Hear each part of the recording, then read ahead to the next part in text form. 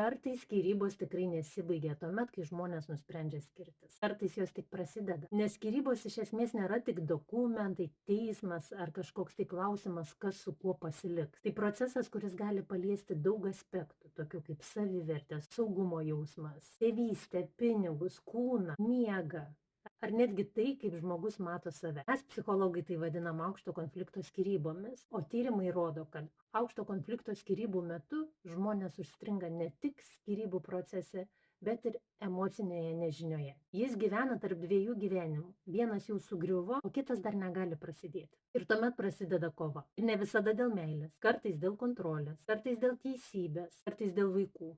Kartais dėl to, kad žmogus tiesiog dar negali paleisti gyvenimo, kurį jis įsivaizdavo turėsiantis. Bet labai svarbu suprasti, kad užsitęsusios konfliktiškos skyrybos tai nėra tiesiog kažkokia tai drama. Tai gali būti tikrai rimta psichologinė krizė, kurioje žmogui reikia ne pasmerkimo, o aiškių ribų, pagalbos ir saugaus kelio į priekį. Nes kartais sunkiausia skyrybų dalis yra ne išeiti iš santykio, o išsivaduoti iš to santykio savo viduje. Ir tik tuomet, kai žmogus pradeda susigrąžinti save, skyrybos iš tiesų eina į pabaigą.